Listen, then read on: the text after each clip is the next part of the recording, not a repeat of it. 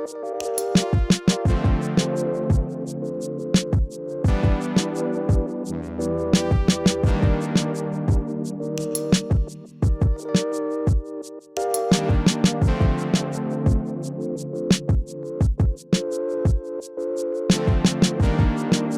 quero chamar aqui agora a professora Isabela. Ela é professora do curso de técnico de enfermagem, amém? Eles vão dar uma palestra aqui hoje para nós. Louve ao Senhor com as suas palmas, recebendo a professora Isabela. Muito obrigada, Aline. Boa noite a todos e a todas. Agradeço a pastora Aline pelo convite, né, e pela oportunidade por estarmos aqui presentes nessa noite. Primeiro, louvando a Deus e também falar sobre a saúde, né? Recentemente, nós tivemos uma mudança no conceito de saúde. Saúde antes era apenas a ausência de doença. Hoje em dia, saúde é a condição de perfeito bem-estar biopsicossocial e espiritual. Por isso, assim, tem essa grande importância da igreja em estar aqui falando de Deus, tratando o espiritual da pessoa e também de falar sobre a saúde. Hoje nós preparamos uma palestra com o tema Outubro Rosa e minhas alunas, elas vão fazer a palestra. No final também nós vamos tirar algumas dúvidas, certo? Pode vir, meninas. Essa aqui é a minha aluna Maitê e essa aqui é Ellen. Boa noite a todos. Meu nome é Maitê e a gente vai falar um pouco sobre o Outubro Rosa. A importância também desse mês para a gente de conscientização e da gente pensar um pouco sobre se cuidar, não é verdade? Da gente nos cuidar. O mês de conscientização do Outubro Rosa, ele fala muito sobre o câncer, prevenção do câncer de mama.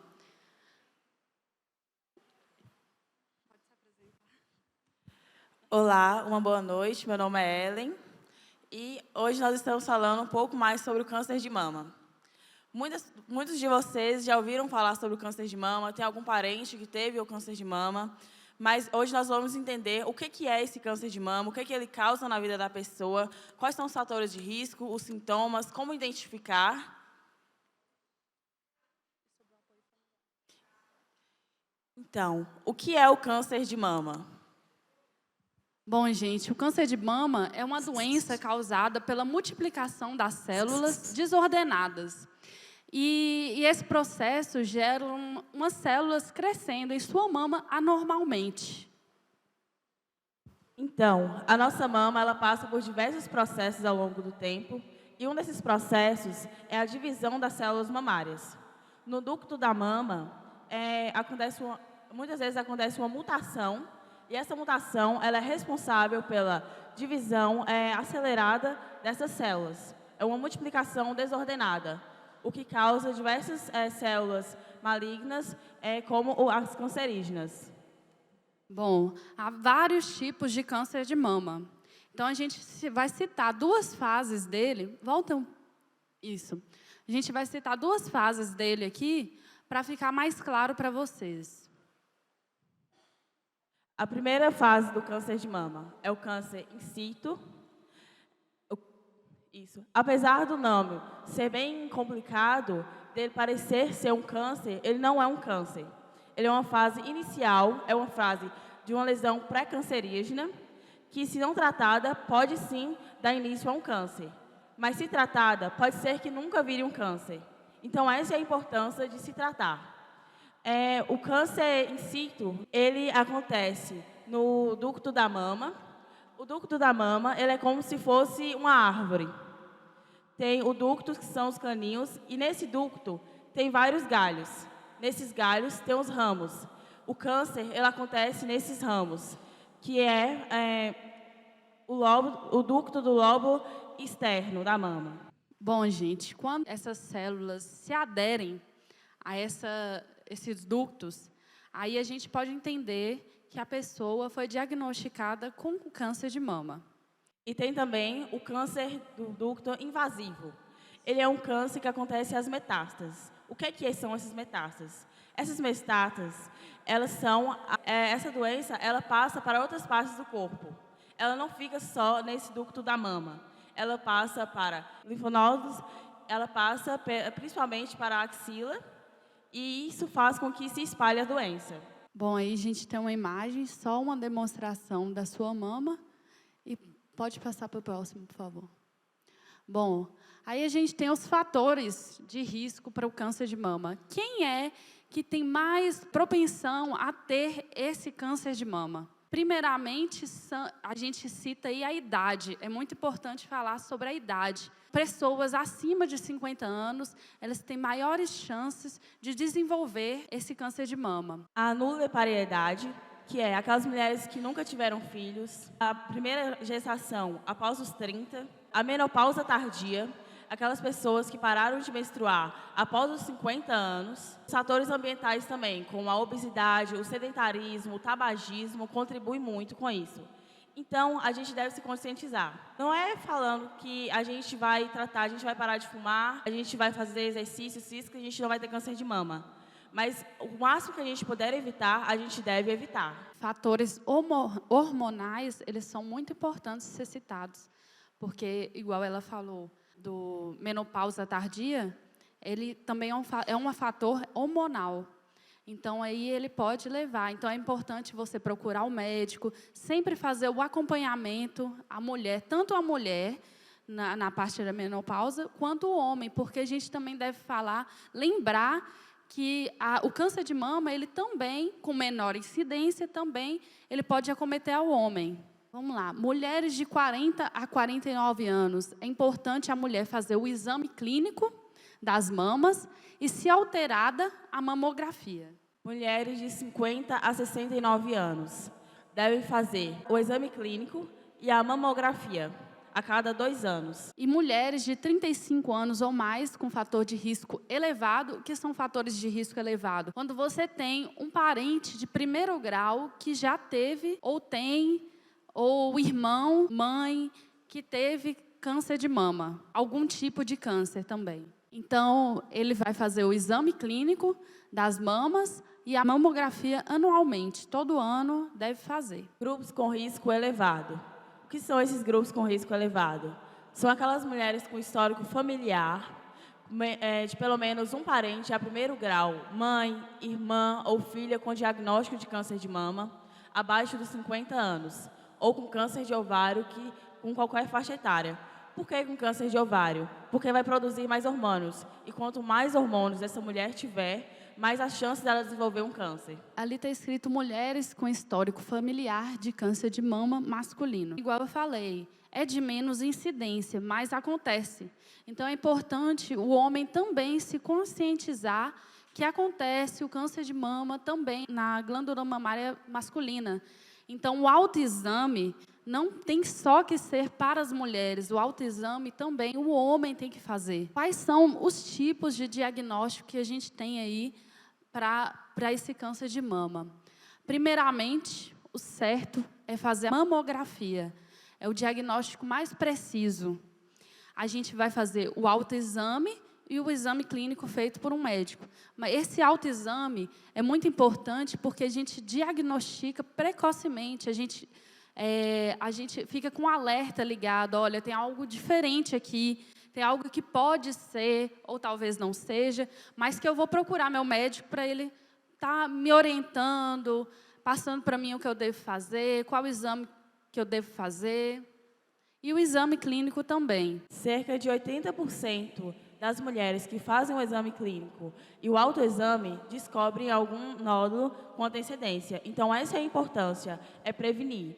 Porque o câncer in situ, ele é uma lesão pré-cancerígena, mas ele pode evoluir para um câncer.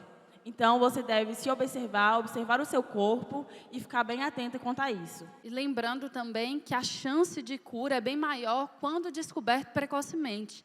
Então, se você descobre lá na sua casa que tem algo diferente, você vai no médico e ele te diagnostica uma lesão pré-cancerígena, então esse câncer tem mais chances de ser curado. Então, é muito importante a gente frisar que o autoexame é o primeiro passo para você não ter esse câncer ou descobrir precocemente. E também o tratamento, né? A pessoa faz o tratamento. O primeiro tratamento é a cirurgia, depois vem acompanhado da radioterapia e, segundo, se necessário, fazer a quimioterapia também e o controle hormonal.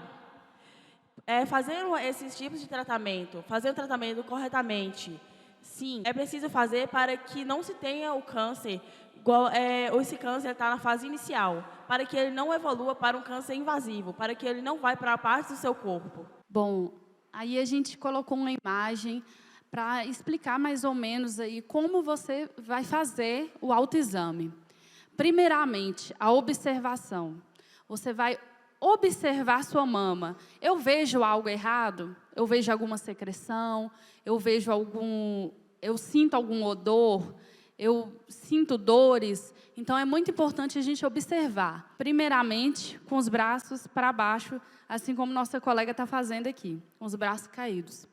Segundo, vamos levantar os braços, colocar ele atrás da cabeça, nessa posição, e observar também como fica essa mama. Ela está com a forma correta, está redondinha, está tudo certo.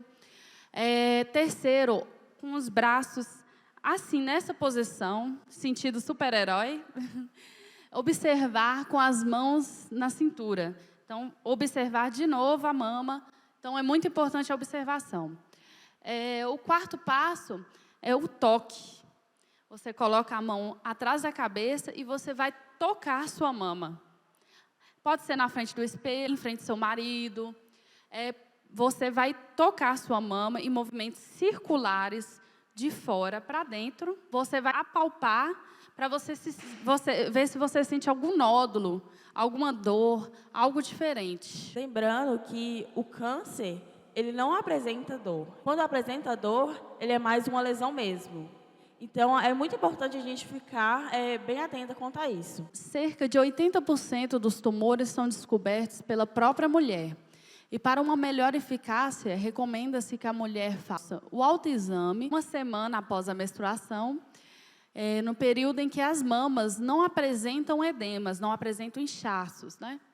As mulheres que não têm a menstruação devem fazer o exame no mesmo dia de cada mês. Então, uma vez ao mês, ela fazer o toque, fazer o autoexame. A gente tem uma imagem aí ilustrando alguns sintomas que a gente pode observar, caso tenha, para você procurar seu médico. A liberação de líquido pelo mamilo. Então, na hora que você estiver fazendo seu autoexame, ou talvez no banho você observa um líquido saindo pelo mamilo, você observa como é o aspecto desse líquido. Você está amamentando ou não? Que aí é importante saber.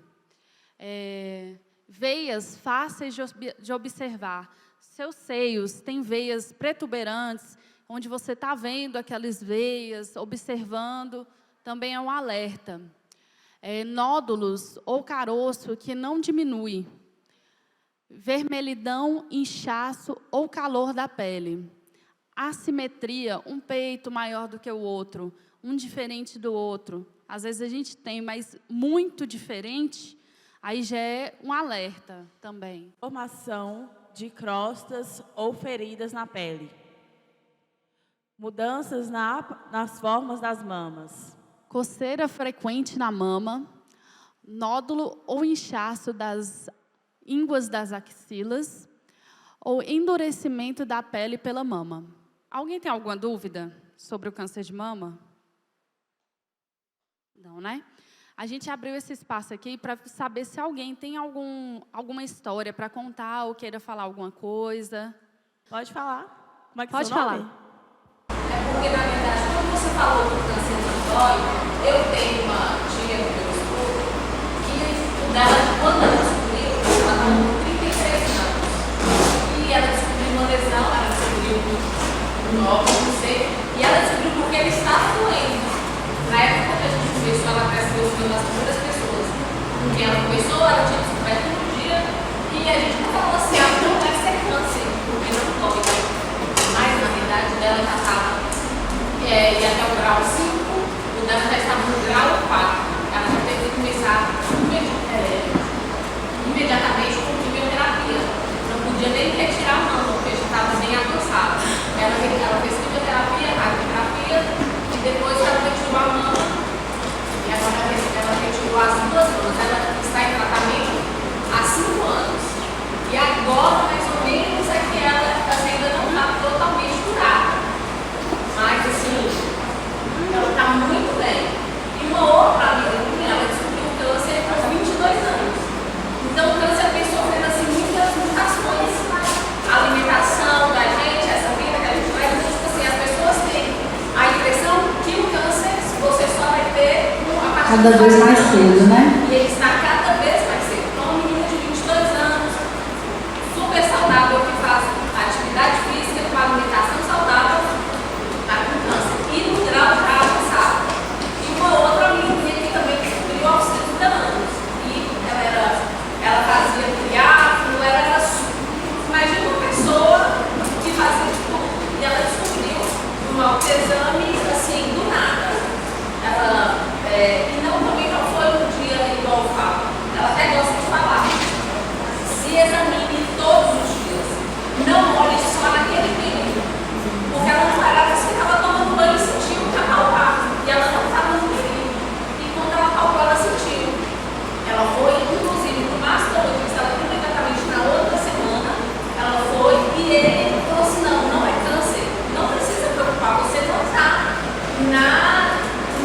nas pessoas de Cristo, não é. E ela insistiu com ele, mas eu quero fazer o exame. E ele não queria fazer. E ela até fala: gente, mesmo que o seu médico fale, não faça, mas se você sentir qualquer coisa estranha, peça sim. Porque é seu direito. Você quer fazer, você vai pagar. E ele não queria fazer. Quando ela fez, era câncer maligno e já estava num estágio também avançado. Ela já teve esse caso dela também, então, cada caso a caso, ela já teve que imediatamente retirar a mama. E aí, depois é que ela foi, ela está fazendo a 4ª sessão de quimioterapia. Então, assim, o câncer, você não pode esperar, você não pode brincar e achar, vou esperar no quadro, não, você vai ter que começar o exame mais cedo, qualquer coisa que você perceber de anormal, né, tipo assim, como você falou, uma outra amiga minha, ela já percebeu que o amigo estava invertido, ela viu que já estava estranho. Então, você percebeu qualquer coisa de diferente, procure um médico. Ficar alerta aos sinais e procurar sempre fazer um autoexame, é o que a gente sempre frisa, né? Exatamente, porque essa amiga, ela não fazia, ela por não estar na família dela, não tinha caso de ninguém nunca teve câncer, a tia do meu marido. E ela não esperava, ela estava com 33 anos, ela não esperava que fosse câncer, principalmente porque estava doendo, entendeu? E na verdade, assim, ela tem a mama já bem grande. Para fazer o autoexame é mais complicado ainda. Ela não percebeu o nódulo, porque a mama dela era bem grande. Ela sentiu com dor. Aí ela viu, quando ela viu que já estava doendo, que ela estranhou. Então, tipo assim, só que ela não achou que fosse câncer por estar doendo. Mas era câncer e já estava num grau avançado. Bom, então vou contar uma experiência própria, porque você falou da dor, e eu citei a dor aqui porque Ellen falou assim, talvez não haja dor. Uma lesão que ela falou, uma pré-lesão, não há dor. Mas igual você falou, que o câncer, quando ela descobriu, já estava no grau 5, num estágio mais avançado, aí sim a dor. Minha tia, ela teve câncer de mama e quando ela descobriu, ela também já estava no estágio avançado e ela sentia muita dor. E foi a dor que fez ela descobrir. E eu que fui com ela no mastologista. Aí eu falei assim, não, mas a dor não é um dos sinais, nenhum dos sintomas que aparece no câncer de mama. Ele falou assim, não é quando você tem uma pré-lesão, quando o câncer ainda não se desenvolveu, não se aderiu, mas quando aquele câncer já tem uma aderência, já está em estágio mais avançado, ou talvez numa metástase, você sente dor. E eu também estava falando aqui a importância da família nesse momento. Então,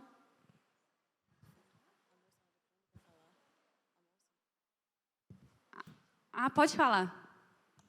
Eu queria saber sobre... Muita gente fala que o anticoncepcional, ele provoca câncer. Aí eu queria que vocês explicassem se sim, se não. Já teve médicos que falou que sim, já escutei médicos que falaram que não. Já tive médico que falou, pode tomar direto e não precisa menstruar. O que vocês falam sobre o anticoncepcional? Então, realmente, quando a gente pesquisa nas literaturas, em artigos científicos, sempre tem assim aqueles que dizem que o fator hormonal, especialmente o estrógeno, né, das pílulas anticoncepcionais, que assim eles realmente têm uma tendência, né? O Ministério da Saúde atualmente ele fala que isso é um fator de risco, mas já assim os ginecologistas e mastologistas, a grande maioria fala que assim ainda não tem, mas fica essa coisa, se tem ou se não tem. Na verdade, assim, tudo que a gente ingere, que o nosso corpo produz, que assim é algo sintético, porque anticoncepcional é algo sintético, é algo diferente que vai estar entrando no nosso corpo e vai estar mudando, né? Então, assim, a minha resposta também vai ser essa, né? Alguns casos sim e outros não. Tem um sim e um não. Pode falar. Deixa eu falar, vou falar experiências que já passei. Eu entrei na menopausa precoce e fiz um acompanhamento com a minha ginecologista, e como aqui tem mulheres, e muitas informações, elas não têm essa informação a respeito do hormônio.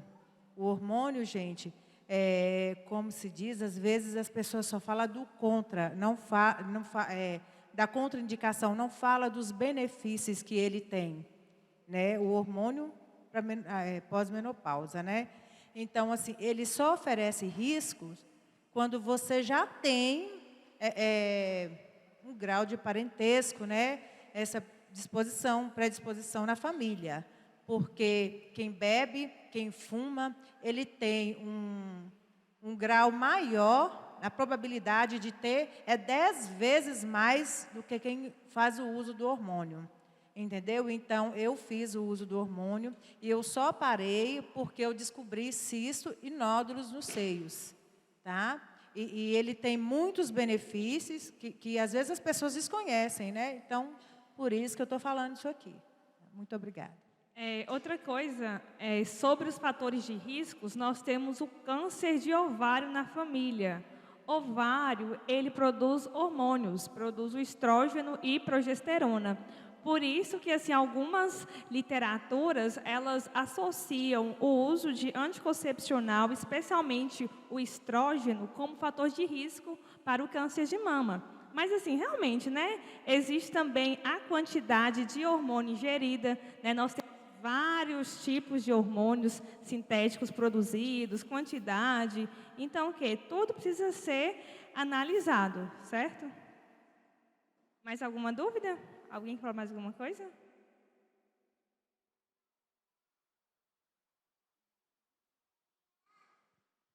Bom, gente, pode falar.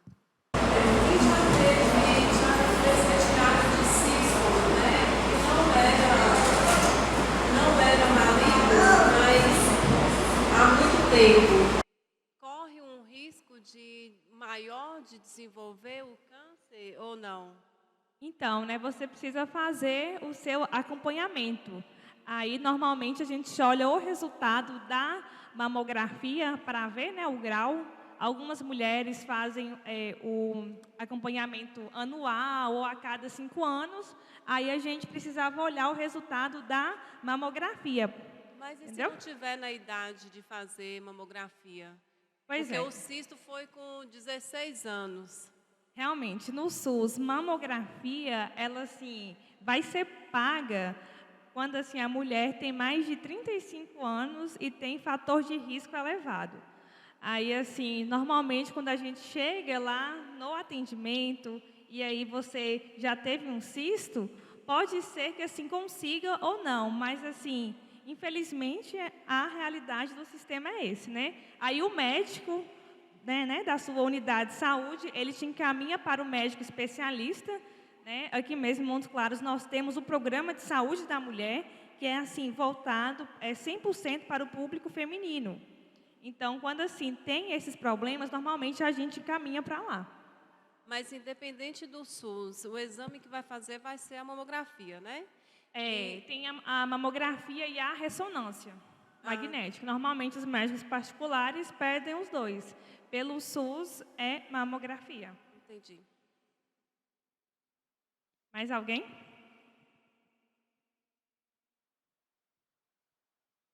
Então, eu quero apenas só reforçar, gente, os fatores de risco, certo? Especialmente mulheres que têm aí parente de primeiro grau, mãe, filha, irmã que teve câncer, tem que estar atento, homens mais ainda, e também a questão do câncer de ovário em parentes de primeiro grau, tá bom? A depressão hoje é uma doença que ela está muito presente na vida das pessoas. A depressão também a gente tem que saber identificar porque ela não é uma tristeza. Então, se eu passei por um momento que me deixou triste, terminou com o namorado, foi mandado embora do emprego, brigou com alguém da família e passou por um período de tristeza, não é isso. Esse período de tristeza todos nós passamos, ok? 1 semana, 2 semanas e por aí vai. Mas se eu percebi que esse período ele se tornou algo permanente e prolongado, ele foi para meses, ele foi para anos, aí sim nós podemos identificar como um quadro depressivo. Então, é uma doença que afeta negativamente como você pensa, sente e age. Então, tudo vai mudar. Aquilo que antes para você era prazeroso passa a não ser prazeroso mais. Você começa a não ter vontade mais de fazer as coisas. Começa a querer ficar em casa, aquela vontade do isolamento. É uma doença crônica de elevada prevalência e ela tende a ser recorrente em mais de 50% dos pacientes. Quanto mais cedo o tratamento é interrompido, maior a chance de recaída. Então, as pessoas perguntam, depressão tem cura? Nós podemos dizer que tem, mas não para todos os pacientes. Por quê? Aquelas pessoas que fazem o tratamento adequado, aquelas pessoas que buscam estar sempre atentas e estão ali fazendo as coisas da forma corretinha, elas conseguem alcançar o nível de cura. Mas aquelas pessoas que abandonam o tratamento, elas têm recaídas. Então, se eu tive um episódio depressivo e eu não segui o tratamento direitinho, parei por conta própria, interrompi a medicação, aumenta em 50 vezes mais a chance de eu ter um segundo episódio depressivo. Então, já é uma recorrência. Se eu tive um segundo episódio depressivo e não cuidei também, aumenta-se em 70 vezes mais a chance de ter um terceiro episódio depressivo. Se no terceiro episódio depressivo eu também não cuidei, por mim mesmo parei de tomar medicação, aumenta 90% a chance de ter um quarto episódio depressivo. Então, já viu aquelas pessoas que passam um período depressivas, depois melhoram, depressiva de novo, melhora, depressiva de novo, melhora, e a pessoa fica anos envolvida naquela depressão. Por quê? Porque não fez o tratamento da forma correta e a incidência e recorrência dessa depressão ela só vai aumentando. Então, eu coloquei para vocês verem algumas pessoas que são famosas e bem conhecidas que tiveram depressão. A gente tem aí, né, ou não sei se está dando para vocês enxergar direitinho, mas a gente tem o padre Fábio de Mello. E ele fala um pouquinho desse período ruim que ele passou. Olha o que ele diz. Há 1 ano eu enfrentei a crise de pânico e quadro depressivo. Foi o pior momento da minha vida. Aprendi muito com o que vivi. Tristeza não é doença, mas quando se estende no tempo, pode ser. É preciso estar atento à duração em nós. Há muita ignorância no trato com as pessoas depressivas. É comum escutar que é frescura, exagero, falta do que fazer, quando de fato se trata de um quadro depressivo. Só quem sofre sabe. Então, ele está trazendo aí para a gente a visão dele, que ele passou por isso, que ele vê que ainda existe muitas pessoas que julgam, mas só quem sofre, só quem está sentindo sabe realmente o que é um quadro depressivo. A gente tem aí também o Whindersson Nunes, né? Ele é um humorista bastante conhecido. A gente sabe que hoje é uma pessoa que leva uma vida estável. E ele fala, ó, eu sinto angústia todos os dias, todos os dias. Algumas risadas, algumas brincadeiras, e depois eu estou de novo com esse sentimento ruim. Então, ele já falou sobre isso várias vezes, e que para ele é difícil, principalmente quem trabalha com isso, porque tem que estar mantendo um sorriso, tem que estar mantendo ali uma brincadeira, mas dentro dele ele se sentia sozinho, ele se sentia vazio, ele saía dos shows, ele ia chorar. Então, também afeta todos os tipos de público. A gente tem aí a Isadora Pompeu, que é uma cantora evangélica, filha de pastor, e ela conta, não vou ler o dela não, vou explicar para vocês. Ela conta que para ela era difícil isso, que ela não podia, que ela sentia que ela não podia compartilhar, que ela passou por isso sozinha. E que um dia ela entra dentro do quarto, ela tranca a porta, coloca um saco plástico na cabeça. E aí, quando ela ia, né, tentar mesmo e perdeu o ar ali, está asfixiada, a irmã dela força a porta ali, empurra, entra dentro do quarto e salva ela. E tira o saco da cabeça dela. Então, ela fala assim, com a força de Deus, né, com a força que Deus deu para minha irmã, hoje eu estou viva. Então, nos shows dela, ela conta isso para as pessoas. A gente tem também o pastor Cláudio Duarte, que a maioria das pessoas aqui deve conhecer. Ele é um pastor que é referência para pregar para casais. E ele fala que ele passou por esse período depressivo. E é que ele contou para a igreja. E que ele foi julgado, porque algumas pessoas viraram para ele e falaram assim, você não deveria ter contado isso para a igreja. Como que um pastor passa por um período depressivo? Né? Ele foi muito julgado. Mas ele fala assim, eu tinha que contar, porque eu quero mostrar para as pessoas que a gente enfrenta isso como a gente enfrenta qualquer problema. E ele fala que ele se afastou por um tempo, ele foi passar um tempo num sítio, que teve uma visita de uma doutora, ele orou, essa doutora orou, a esposa dele orou e a depressão foi embora. A igreja orou também e a depressão foi embora. Então, ele foi acolhido, ele recebeu oração. E é importante a gente também falar sobre isso e poder compartilhar com os nossos irmãos, com quem está perto da gente, para poder nos oferecer essa força também. E aí eu coloquei uma figura da Mulher Maravilha e do Homem de Ferro, porque é importante lembrar, né, que nós não somos fortes o tempo todo. Que nós não somos a Mulher Maravilha o tempo todo, que nós somos seres humanos, nós somos carne, né? Então, às vezes, a gente está sentindo ali uma angústia, a gente está sentindo sintomas depressivos e a gente está ali querendo ignorar. Mas é importante a gente reconhecer, eu preciso de ajuda, eu não estou bem. E a gente sabe quando a gente não está bem. Quando a gente está muito ansioso, quando a gente não está dormindo direito, quando a gente não está tendo paciência com as pessoas. Quando a gente olha para a gente mesmo e fala assim, nossa, está difícil conviver comigo mesmo. Eu estou meio insuportável, eu estou chata, eu estou reclamando de tudo. E a gente precisa procurar ajuda. E a gente precisa compartilhar isso com alguém.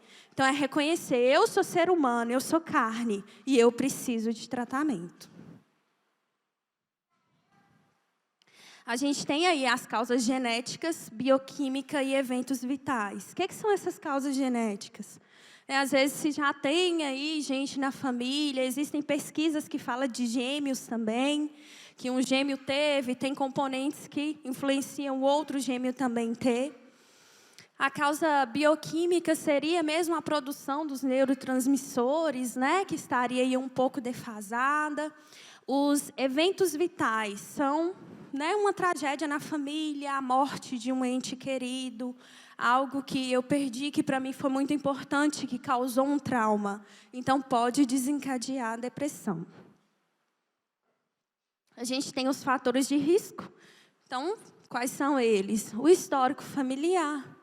Então, já falei um pouquinho quem já teve, às vezes é uma família também que já acarreta vários traumas, já acarreta vários conflitos.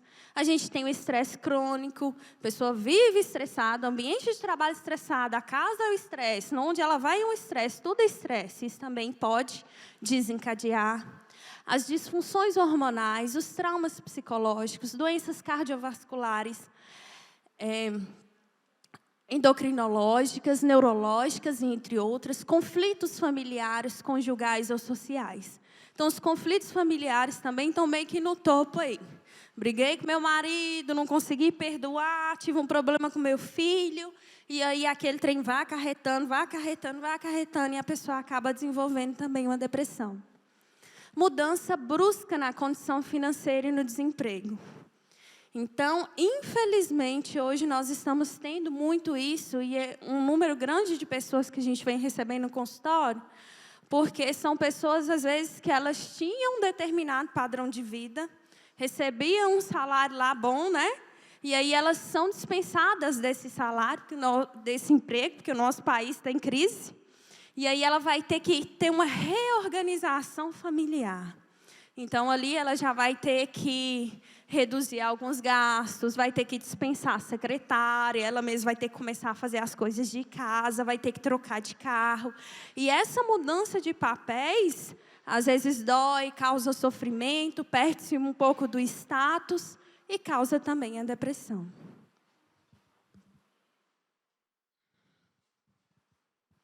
Aí nós temos aqui alguns sintomas, que é angústia, irritabilidade, insônia, desejo de morrer, sensação de falta de sentido na vida, falta de motivação, sentimento de desesperança, apatia, cansaço fácil e desânimo. Então, aí estão basicamente alguns sintomas, né, que podem estar associados. Então, se você identificar que você está sentindo essas coisas, é bom procurar a ajuda de um profissional. E aí a gente tem o tratamento. Como que é o tratamento? Uma depressão grave, uma depressão leve, sintomas que estão ali iniciando, eles podem ser tratados, às vezes, somente com a psicoterapia. Mas é interessante que se procure um psiquiatra, colocamos lá o desenho, o psicólogo e o tratamento medicamentoso. O psiquiatra ele vai identificar, diagnosticar e ele vai te passar uma medicação. Às vezes é necessário ele te afastar do seu trabalho ou daquele ambiente que está te trazendo estresse. E se isso acontecer, eu sempre aconselho. Pediu para você afastar 15 dias, pediu para você afastar 30 dias, afasta. Faz o tratamento correto. Porque se você não faz o tratamento correto, você não afasta, você não se cuida, pode ser que isso venha piorar, e depois você tem que afastar por um período maior, uma medicação mais forte, e esse problema pode se agravar. O que o psicólogo faz? Por que é importante ir ao psicólogo? Porque ele trata a causa. Então, está tudo bagunçadinho ali na linha, ó, e o psicólogo ele vai orientando, ele vai ali trazendo sugestões, vai colocando as coisas no lugar, ele vai endireitando. O medicamento é extremamente importante. Visitar o psiquiatra é extremamente importante, mas é o psicólogo que vai tratar a causa daquilo. Então, vamos supor, eu estive depressiva e desencadeou tudo por um problema familiar. Eu vou lá no psiquiatra, ele me passa a medicação, e aí eu tomo e fico bem, mas o problema ele não continua existindo, a causa ela não continua existindo. Então, essa causa ela tem que ser tratada, né? Então, às vezes é um problema no trabalho, é um problema conjugal, é a morte de alguém, a pessoa está presa em um luto, virou até um luto patológico. Então, é importante tratar. De 90% a 95% dos pacientes apresentam remissão total com o tratamento e utilização dos antidepressivos. Então, 90% a 95%. É muito grande esse percentual, se o tratamento for feito da forma correta. Quando interrompido, pode acarretar na cronificação, que é o que eu expliquei anteriormente. Um primeiro episódio, aumenta a recorrência, se não for tratado para um segundo episódio, aumenta a recorrência para um terceiro episódio, e aí vai se tornando cada vez algo mais crônico. Então, como que acontece?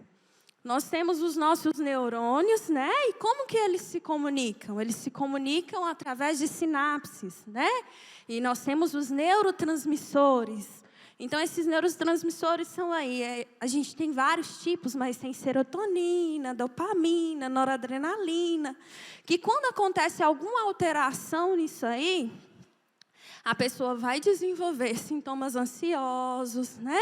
Sintomas depressivos, vontade de ficar mais em casa. O que o antidepressivo faz? Ele vai aumentar essa produção aí, né, de neurotransmissores e vai fazer com que a gente se sinta melhor. Mas, de qualquer forma, a causa também tem que ser tratada. Não é no primeiro dia que você toma um antidepressivo que ele começa a fazer efeito. Ele demora a fazer efeito. Então, ele vai demorar aí 1 semana, 2 semanas. Os efeitos colaterais são sentidos primeiramente. Depois que você começa a sentir os efeitos, né, que vão te trazer aquela sensação melhor. Então, é importante ter paciência, não parar de tomar o remédio bruscamente. Tem que ser aos poucos, tem que ser alternado conforme a orientação médica. Então, a gente tem aí algumas formas de prevenir, né? Ter uma vida saudável, uma dieta equilibrada, praticar atividade física regularmente, voluntariar-se, então, se dispor a ajudar alguém, se dispor a fazer parte de uma ONG, se dispor a fazer parte da obra de Deus, se dispor a ajudar as pessoas que estão próximas de vocês, também faz bem. Combater o estresse, né? O cuidado excessivo com o trabalho. Então, às vezes, a gente está ali trabalhando o tempo todo, trabalhando, não tira um tempo para descansar, não tira férias, emenda. Então, tudo isso pode acarretar em um estresse excessivo. Evitar o consumo de álcool e drogas, ter uma rotina de sono regular, procurar descansar mesmo, parar de ficar mexendo no celular antes de dormir, para sua mente descansar um tiquinho, né? Então, deitar com mais tranquilidade, mais cedo, tentar dormir, né, o horário necessário para o nosso corpo. Não interromper o tratamento sem orientação médica e ser grato. A gente tem que começar a reconhecer também tudo aquilo que a gente tem, tudo aquilo que a gente possui, tudo aquilo que Deus nos deu também e permitiu na nossa vida. Então, quando a gente tem esse pensamento positivo também, isso também contribui para a nossa melhora. Agora eu vou falar um pouquinho sobre o suicídio, né? Então, 90% dos casos de suicídio podem ser evitados, ofereça ajuda. Então, muitas vezes, tem alguém próximo a nós, pertinho de nós, que está passando por um momento difícil, que já pensou em suicídio e a gente não sabe. Muitas vezes é um colega de escola, um colega de trabalho, às vezes alguém dentro da sua casa, um parente seu que está passando por uma situação dessa e você não sabe. Então, é sempre importante ouvir, ser acolhedor e oferecer ajuda. Então, o que é um suicídio? Um suicídio é um ato ou efeito de suicidar-se, de autoextermínio, né? Uma pessoa se suicida no mundo a cada 40 segundos, né? E são dados da OMS. É a segunda principal causa de morte entre jovens de 15 a 29 anos. Então, está afetando muito essa juventude aí, né, gente? Infelizmente. Mas que afeta também pessoas de todas as idades. Criança suicida, infelizmente suicida. Idoso suicida, infelizmente suicida também. Né? Hoje em dia tem afetado mais os jovens, mas infelizmente está pegando aí qualquer idade. Então, cerca de 80 mil pessoas morrem por suicídio todos os anos e 80% são homens. Né? Então, os homens eles vão tentar mais vezes e, na maioria das vezes, vai ser algo mais fatal. Tem aqui um quadro, talvez não dá para vocês estarem enxergando direitinho, mas eu vou explicar. Ele está ali mostrando para a gente a diferença entre os sexos, que é homem e mulher, né? Masculino e feminino, e as formas.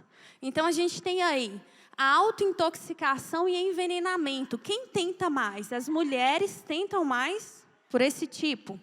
Armas de fogo, os homens tentam mais. Objeto contundente, cortante ou penetrante. As mulheres vão tentar mais, precipitar-se de um local elevado. Então, gente que se joga lá do 10º andar, né? Então, é mais as mulheres. O enforcamento, né? É mais os homens. E tem outras causas, asfixias, e que aí vão ser também as mulheres. Os fatores de risco. Em primeiro lugar que eu coloquei lá é a depressão, porque a depressão é a doença mais associada ao suicídio. Então, muitas vezes, o que precede esse momento é a pessoa estar passando por um momento depressivo. Uso de substâncias psicoativas, transtornos mentais, perda recente, dinâmica familiar, desespero ou culpa. Então, às vezes, tem gente... a perda recente também, né? Perdi um parente que era tudo para mim. Aí eu perco o meu sentido de vida. E eu acho que não tem mais sentido também eu viver. E acaba falecendo. Isso a gente já viu várias vezes, né? Já teve um caso aí de a avó morreu, a mãe foi no velório, também morreu lá no velório, né? Ela teve ali um infarto e morreu. Então, assim, teve essa causa aí fisiológica, mas a gente entende que aquela morte da mãe dela, né, impactou. E aí a filha ficou sem a avó e sem a mãe. Não foi por suicídio, mas as questões emocionais, elas envolvem também. Então, às vezes, assim, perdi minha namorada, não consigo viver sem ela, né? Vai lá e suicida também. Desespero ou culpa. Então, às vezes, as pessoas ficam desesperadas porque estão devendo uma quantia de dinheiro, porque estão sendo pressionadas, porque se sentem culpadas por algum erro que cometeu na vida. Vergonha ou humilhação. Está tendo muito isso de pegar foto e jogar na internet, né? Uma gravação de um momento ali íntimo, jogou na internet. E ali a pessoa se sente humilhada, se sente com vergonha, ela tenta suicídio também. E as doenças crônicas, porque às vezes a pessoa fala assim, não tem mais jeito para mim, essa dor não vai passar, então eu vou me suicidar, vou acabar com esse sofrimento logo. Então, o que é bom a gente ficar atento? É bom a gente ficar atento com aquela tristeza que é constante. Isso é bom eu perceber em mim, quem está próximo a mim também. Então, uma tristeza constante, perda de prazer por atividades da rotina, irritabilidade, desesperança, perder muito peso ou ganhar muito peso, sentir culpa, pensamentos frequentes de morte e suicídio. Também é bom a gente observar aquelas pessoas que começam a doar tudo, sabe? Estou dando o meu animal de estimação, estou dando uma coisa que eu amava muito, começa a desapegar das coisas. Organização financeira, a pessoa vai começando a pagar tudo que ela devia, como se não houvesse amanhã. Ela vai quitando tudo, como se estivesse despedindo do mundo. É um pouco estranho, né, gente? É claro que não é 100%, mas é bom a gente observar esse tipo de atitude. Um bilhete de suicídio. Então, às vezes, as pessoas escrevem uma carta, começam a escrever lá no Facebook um textão de se sentir sozinho, começa a postar lá no status umas frases estranhas. É bom a gente começar a observar e estar pertinho dessa pessoa. Viu isso? Em algum amigo, em algum parente? Pergunta, está tudo bem? Você está precisando de ajuda? Né? E dizer também algumas frases, né? Como vou me matar, essa é a última vez que você me vê. Então, às vezes, a pessoa vai expressando de várias formas e dando sinais. A gente tem alguns mitos também e verdades, né? Sobre esse processo. Então, aí, o que é mito? Né? Pessoas que falam sobre suicídio não têm intenção de se matar. Isso é um mito. A maioria das pessoas que falam sobre suicídio chega ao ato. Então, a maioria que fala chega ao ato. Não quer dizer que todo mundo que fala vai tentar. Tem hora que a gente vira e fala, né? Quero morrer, quero sumir. Mas, de fato, não vai tentar aquilo. Mas a maioria das pessoas que falam, elas têm uma tendência ali. Vamos lá para o mito. A maioria dos suicídios acontece repentinamente, sem aviso. Isso é um mito, porque, como eu já havia falado anteriormente, as pessoas vão dando sinais que ela vai tentar aquele ato. alguém com propensão ao suicídio está determinado a morrer. Não. A pessoa em risco de suicídio apresenta ambivalência entre viver e querer morrer. Então, não quer dizer que a pessoa pensou sobre isso, que ela vai necessariamente tentar. É o que ela está predestinada, determinada, que uma vez na vida dela, ela vai tentar suicídio. Somente pessoas com transtornos mentais cometem suicídio. Também é um mito. Por quê? Qualquer pessoa que passa por um momento difícil, né? Qualquer pessoa ali que passa por algo que traz um sofrimento intenso, pode pensar sobre isso. Na maioria das vezes, essa tendência, né, a pensar sobre isso, ela vem lá atrás acarretada de outros transtornos emocionais, que é a ansiedade, o pânico, a própria depressão. Conversar sobre suicídio pode encorajar o ato, né? Então, é um mito. Por quê? Conversar abertamente pode fazer com que a pessoa sinta-se acolhida e tenha oportunidade de, né, receber ajuda. Então, é importante conversar sobre isso. Importante falar o que você está sentindo, como é que está, e informar a pessoa que existem outras saídas. Suicídio é um ato de covardia, coragem ou falta de Deus no coração. É um mito, né? Suicídio é um ato de desespero, né? De quem já não percebe mais alternativas para lidar com essa dor. Como que eu posso fazer para ajudar essas pessoas? Então, lá, ó, encontre um momento calmo e tranquilo para conversar com essa pessoa sobre isso. Incentive a pessoa a procurar ajuda de um psicólogo, de um psiquiatra, né? Se você acha que essa pessoa está em perigo imediato, não deixe sozinha. Então, se ela está falando naquilo, você percebeu que ela está ansiosa, não deixe ela sozinha. Se a pessoa com quem você está, né, preocupado, vive com você, então se assegure de que na sua casa ou perto dela não tenha nada que vá fazer com que ela vai pegar lá e tentar. Então, é bom dar uma, né, escondida aí, uma sumida aí nas cordas, nas facas, em algum veneno que tem em casa. Então, são cuidados que a gente tem que ter. E fique em contato com essa pessoa para poder acompanhar, né? O que ela está fazendo, o que ela está pensando, com quem que ela está conversando, como é que está sendo. Porque, às vezes, uma pessoa influencia muito a outra a respeito do suicídio. Pode passar, irmão. Então, o que é o suicídio, né? É quando alguém pensa em suicídio, ela quer matar a dor e não a vida. Então, de fato, não é que ela quer morrer. Ela quer matar aquela dor que está dentro dela. Ela quer resolver aquele problema de alguma forma. Mas, às vezes, a pessoa já tentou, na cabeça dela, ela já tentou de tudo e ela não conseguiu tirar aquela dor. Então, ela não vê alternativa para isso e acaba cometendo suicídio. Esse aí é o meu contato, agradeço vocês, né? Tem ali o número do meu CRP, meus contatos, me coloco à disposição da igreja. Agradeço muito a atenção.